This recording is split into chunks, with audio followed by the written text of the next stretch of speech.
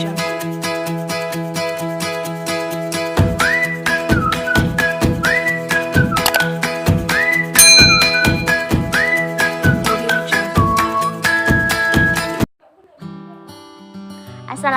warahmatullahi wabarakatuh.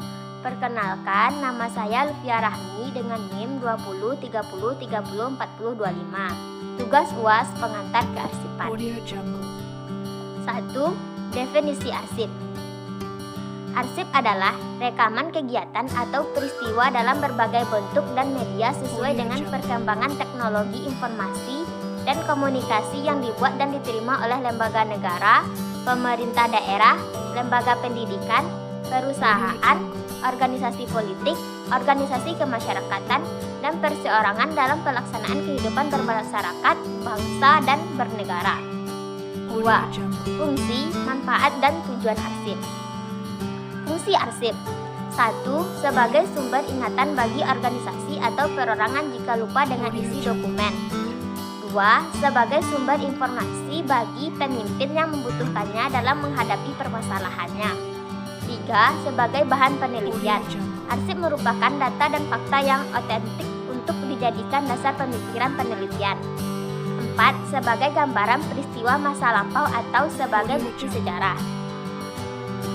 Manfaat arsip. 1. Untuk menjelaskan surat-surat atau catatan-catatan penting. 2. Untuk menguatkan buku.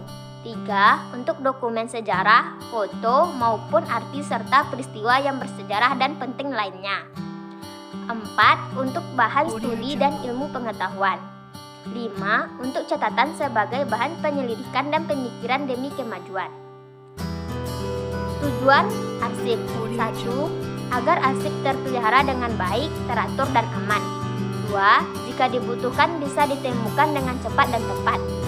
3. Menghemat waktu dan tenaga. 4. Menghemat tempat penyimpanan. 5. Menjaga rahasia arsip. 6. Menjaga kelestarian arsip. 7. Menyelamatkan pertanggungjawaban perencanaan, pelaksanaan, dan penyelenggaraan kegiatan bermasyarakat. Siklus arsip. Pertama, tahap penciptaan dan penerimaan. Arsip dinamis dimulai dari penciptaan atau penerimaan dokumen yang merupakan awal dari siklus arsip. Dokumen itu dapat berupa surat, laporan, formulir, gambar, atau printout komputer. 2. Tahap distribusi. Setelah ada penciptaan arsip, maka agar informasinya sampai kepada pihak atau orang sasaran yang dituju diperlukan adanya pendistribusian atau penyebaran informasi.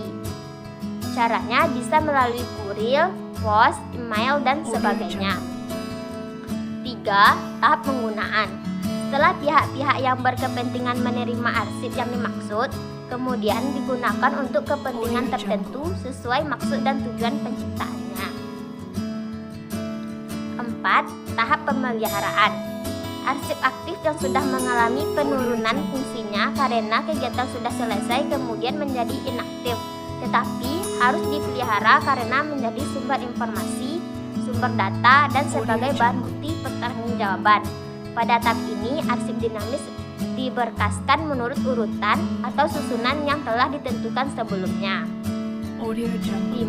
Tahap pemusnahan.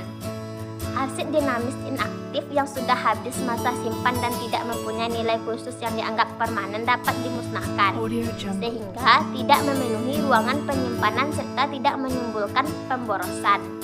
Sedangkan arsip permanen disimpan sebagai arsip statis yang dikelola oleh lembaga kearsipan daerah atau dalam hal ini kantor arsip daerah provinsi. 4. Klasifikasi. Perbedaan klasifikasi pada arsip dan buku perpustakaan. Perbedaan yang mendasar antara arsip dengan sumber informasi lain khususnya buku adalah bahwa arsip berfungsi sebagai bahan bukti yaitu bukti transaksi, bukti terjadinya peristiwa, bukti kinerja organisasi, bukti pertanggungjawaban, bukti penyebaran. Arsip dapat digunakan sebagai bukti karena arsip tercipta bukan diciptakan seiring dengan terjadinya peristiwa. Organisasi membuat laporan kegiatan atau laporan pertanggungjawaban karena melaksanakan kewajiban administrasi. Ketika terjadi bencana alam atau peristiwa yang penting lainnya, seseorang mengambil gambar, foto, maka foto tersebut arsip karena merupakan bukti terjadinya peristiwa. 5. Pemeliharaan arsip. Pemeliharaan arsip ini dimaksud untuk menjaga arsip-arsip tersebut dari segala kerusakan dan kemusnahan. Kemusnahan dan kerusakan arsip dapat disebabkan oleh faktor sebagai berikut. 1. Faktor dari dalam. Seperti kertas yang akan kita pakai sangat berpengaruh pada awet atau tidaknya tulisan, dan dalam penggunaan kertas hendaknya dipilih yang baik dan kuat.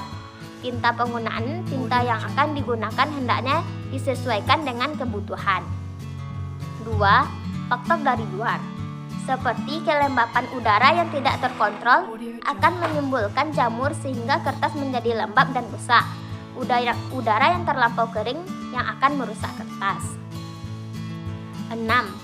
Pentingnya jadwal penyusutan arsip. Jadwal retensi merupakan pedoman melakukan penyusutan arsip yang sejak semula telah diperhitungkan aspek nilai guna sebagai masalah arsip yang bertagihan. Jadwal retensi arsip adalah ketentuan berapa lama suatu arsip harus disimpan sebagai arsip aktif, arsip inaktif, dan arsip akhir yang bersangkutan musnah atau tidak musnah.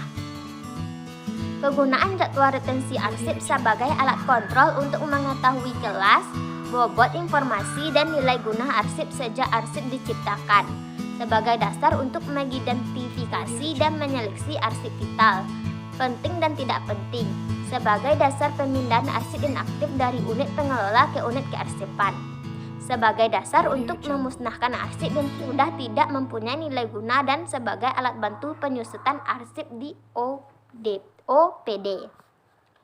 Sekianlah tugas pengantar kearsipan dari saya. Saya akhiri dengan wabillahi taufiq wa hidayah. Wassalamualaikum warahmatullahi wabarakatuh.